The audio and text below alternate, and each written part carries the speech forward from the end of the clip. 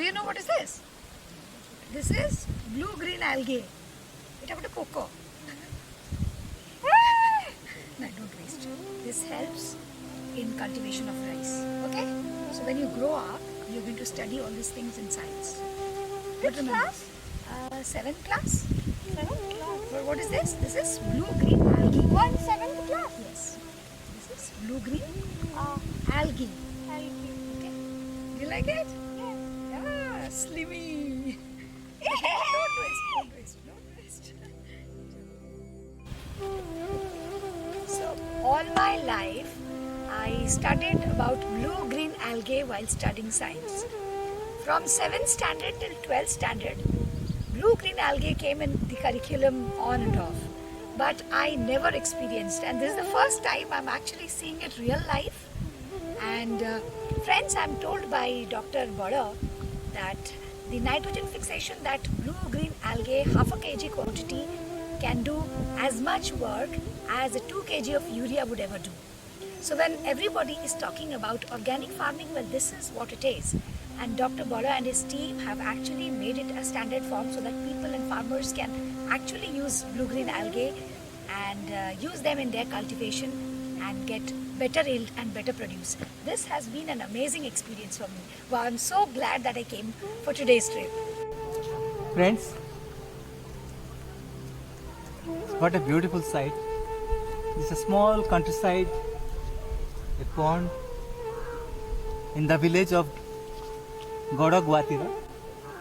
This is in the heart of Mahadi Delta in Puri district, very close to Nimapada and even not far from the Sun Temple at Konark, just 1 hour drive from Bhubaneswar. So today we are here to cover a very unusual story, we are meeting actually a scientist who has abandoned his high profile job, come back to his roots, Mr. Subhasis Bada, not Mr. Dr. Subhasis Bada, and he has pioneered in the conservation of traditional rice, and he has almost documented 720 varieties of indigenous rice in Odisha, and he has been working as a consultant for many scientists, many farms, organic farms, and all are organically grown.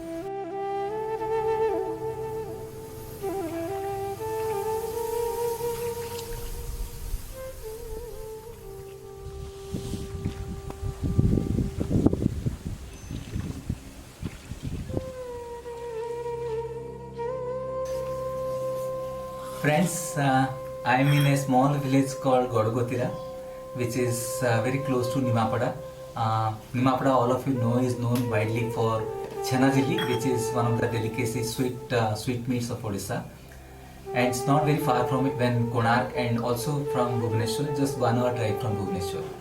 So I am at the home of Mr. Subhasis Bada, who is a botanist and who has pioneered in conserving and documenting various kinds of ethnic rice in Odisha. So we will be going through a journey now of his collection, of his contributions. So we are starting our video today here with this rice. What is this rice called? This is a indigenous rice, locally named as Meghdamburu by Kali Meg. Meghdamburu. So you can see this is red rice. You can see here, and from this rice, this is an organic rice. This is actually produced organically, and this is a traditional rice of Odisha. And he has documented almost 700 varieties of indigenous rice. This is one of the rare achievements we have seen so far. Here, Odisha, you cannot think about the life in Odisha without rice. So rice is not just consumed for as a staple food, but we have varieties of sweet meats. This is the kind of idli which you can see here. This is made of the same rice which I showed you. So let Mr. Bada talk more about this. Myself, Dr. Subhasis Bada, MSc PhD in botany and postdoc from IRI, Indian Agricultural Research Institute, New Delhi.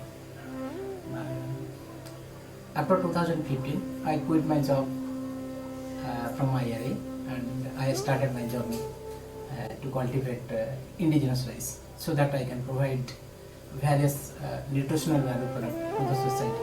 Nowadays, what happening? People are shifted towards artificial foods like Maggi, noodles, many things. Those are not that much beneficial for the kids' health, younger age health, or old age health. So this is a traditional rice known as Megadambru. It is rich in high protein and high fiber, so that it can give a good muscle power and immunity to the body. That's why I selected this rice for the morning tiffin. So today it's my pleasure to invite sir to have this with me. It will be a great pleasure for me. And this is the flour of that rice I have prepared in my own hand. My mother and my wife cooperated with me to all these things. So this is known as idli. Idli. It is better than any artificial food. So why will take noodle? So it is most for 100%. I cannot say 100%. It is 99% sure for good health. So I am introducing Rosaline. She is also a founder of Sarna Education and Cultural Services, and I am Jitu Mishra. I am also a founder. So we are at Dr. Bala's house, and we are going to release now the traditional idli prepared from this rice.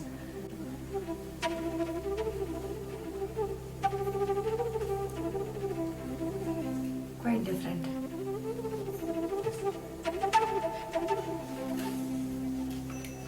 But you can test Thank how you. it is. Thank you.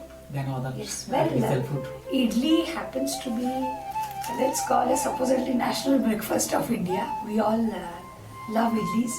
So while in some of the states people eat idli with sambar and various other soups or curries, in Odisha we are primarily people who love sweets because of abundance of milk and coconut. So this is a form of idli which has a stuffing of coconut and chena. Chena is a humped cheese, and coconut, as we know, is abundantly available in Odisha. And this particular stuffing is prepared from a mix of jaggery, scrapped coconut, and chena, humped cheese. And that stuffing is made inside this idli batter, and we steam cook. Supposedly a very healthy breakfast. I think Dr. Bal spoke about the nutritional value of this red rice, and that combined with the fiber and the protein that we get from coconut as well as chena adds to the wholesome preparation that helps in overall developmental health of anybody who has. So I think it's a great thing. Let me taste it and probably share my views. And one thing more I want to add, Yes, sir. it will not only support for the health, it will support the completely horticultural system, agricultural system, and animal husbandry system. Wonderful, wonderful. Because whenever we need the coconut, we have to go for the smart farming. Yes. Whenever we need rice, we have to go for the large scale of rice farming. Yes. Whenever we go for the cheese, chena, Yes. we have to keep the animal Husbandry. I think it is a great thing that all our lives are involved in a way that we are trying to build an entire ecosystem wherein everybody grows. And that's what, everybody, the Prime Minister of India and the government is also trying to promote the same thing, going local for vocal, and then we also become self-reliable and self-reliant, and that is exactly what Dr. Bala is trying to do here. Leaving his government job and coming and starting something from scratch is an amazing feat. And Sarna, we are a startup, we are a one-year-old organization, and we have been closely working in engaging communities and working towards development of all forms of indigenous product and lifestyle. So we had the soft stuffed idli Now let us hear from the homemaker who prepared the idlis. I think it's a good information for all of us to know how differently it is prepared when the rice used is the red rice that we just saw. Madam एटा जो चाउलटा नाली चाउलटा सार देखैले एटा सेथे रहिछि नै कि केमिति कोन एटा बतरा पे केमिति कोन करा जाय चाउल 8 घंटा नियंत्रित बतरा दरकार केते क्वांटिटी रो चाउल केते क्वांटिटी बिरी माने बिरी गुटे कप हेले चाउल 2 कप आज्ञा से अनुसार हेले पिठाटा बापटा This is how the idlis are made. I think ma'am is going to speak about it. Madam, कहबे केमती इडली रो जो बट्टा हेछि बट्टाटा आगो पेस्टटा दियाबो तापर पूरा देकी ता ऊपर आ टिके पेस्ट दिया हबो अच्छा हेले पूराटा खसिबनी अच्छा आ या तळे हमर पानी दिया कि स्टीम हुए नै कि पानी लोक जदि हम पानी। देखिबा जेमती इडलीटा करा जाय केरे this is made in layers so yes basta yes it is very hot because it is steam cooked.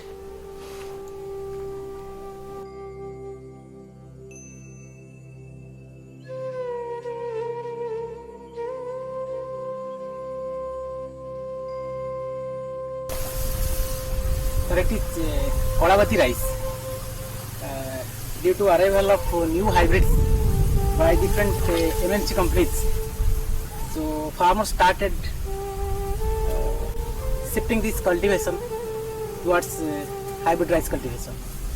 So there is no doubt they are getting more yield in comparable to Kodavati. In hybrid rice, they can get near about 35 quintal of rice per acre.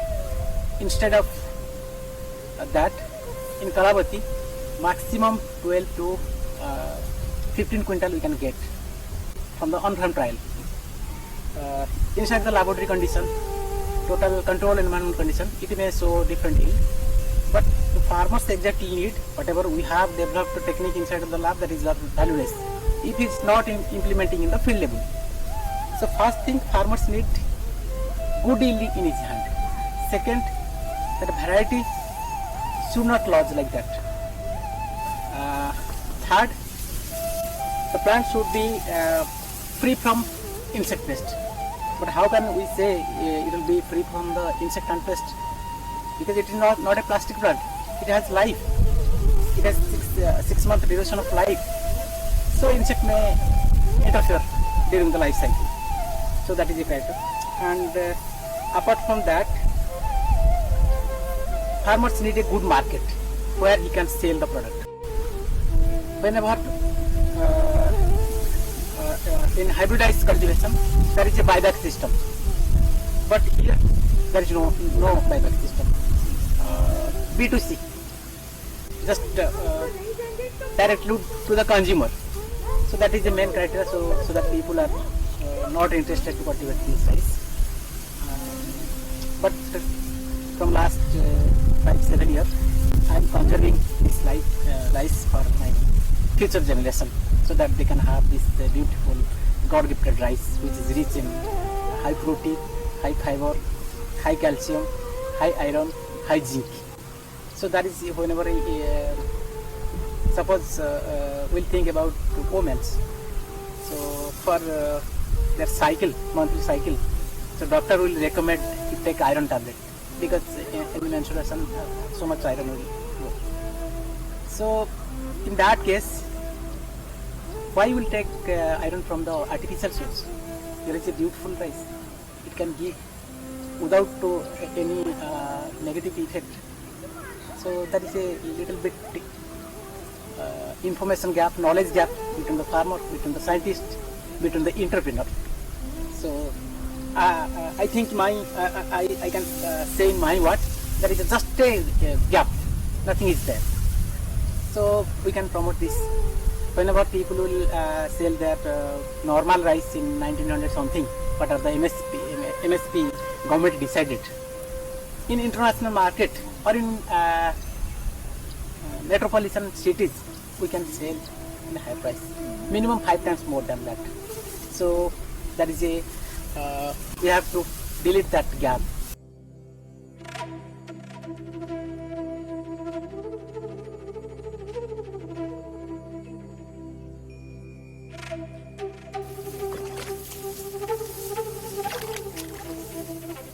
Friends, this is part of the immersive travel. So I'm in a field, in a rice field, and this is a very unusual rice field which you will not find anywhere. So this is black rice which is called Kolamati, and this is Mr. Dr. Bora's farm, and this is a very interesting experience. So you can see the rice here, and this is one of the rarest varieties. Just now Dr. Bora explained about the importance of this rice and the entire process, and also the challenges he faces, you know, for this rice when he is cultivating here. And you know, there are a lot of these micro vertebrates, bacteria. They are filled in this water, you know, in this swamp, and they also, you know, when you are working here, they also boost your immune power.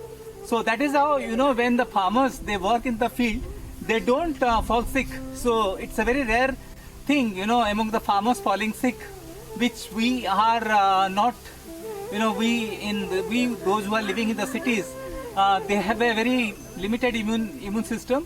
So that is what is the beauty of this working in the rice fields.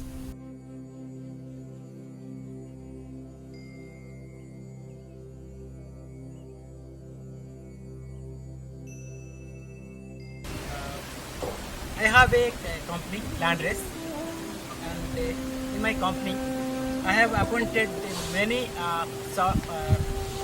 researchers, workers. Those are working without money, and it is very interesting. They are not. I am not paying a single rupees to them. And, fortunately, without paying the money, they are creating lot of money for me. How?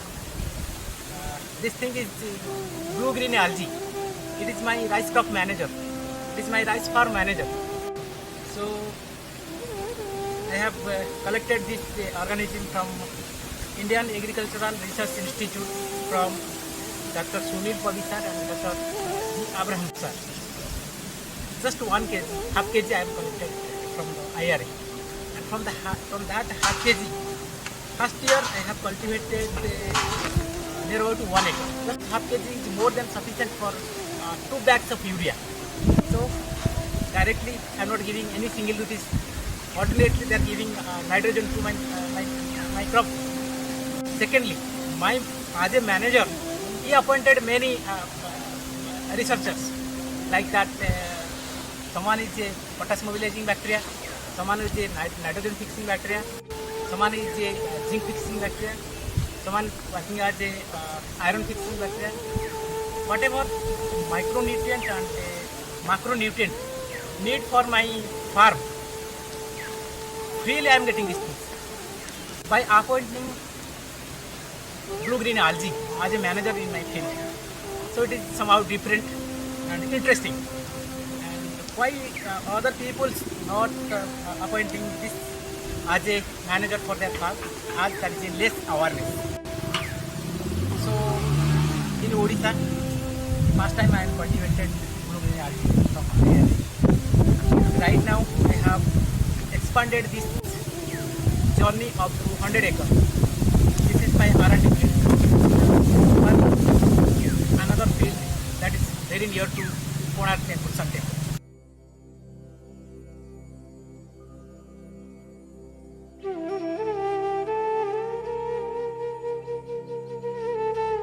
My entrepreneur, Satyajit Rautrai, this year he cultivated near about 100 acres of rice through regenerative farming. I have designed all the nutrition for his rice, and presently whatever you are getting in the field is very nice. Hope we will get near about 28 to 30 quintal of rice per acre to organic farming. There is a wrong concept if we can get more yield if we go for the organic farming. But he proved that. I just guided, technically I guided, but he proved that it is possible through organic farming. Here we have a 20 acre land, and in the second side we have near about 80 acre land. So hope there will be no problem if we will go for future organic farming or regenerative farming. We can save the environment, we can develop the nutritional quality of our baby, young ager and old ager, and more we can support to generate revenue through organic farming, which is country need now.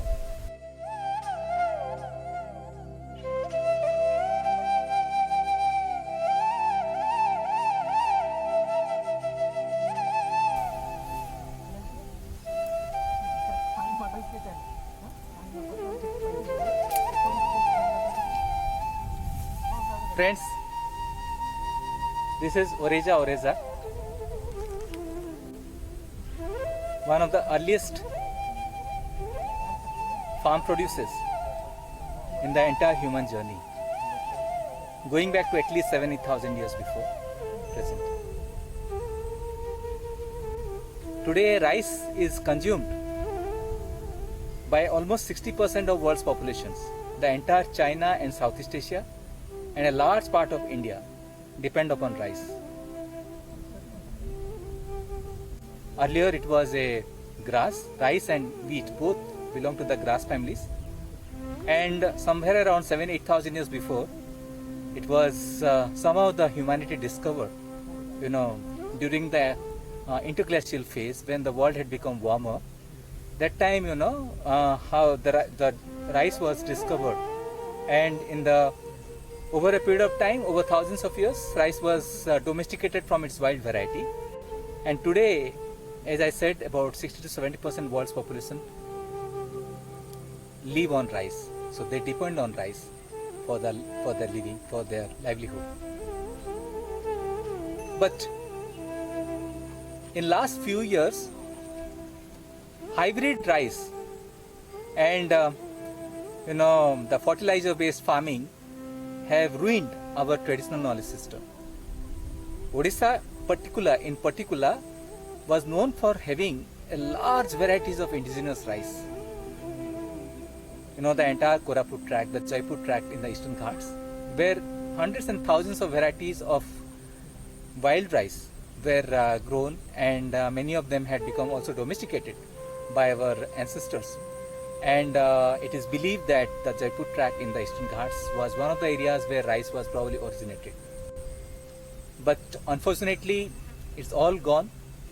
Only thanks to Mr. Dr. Bada, Subhasis Bada, and his team.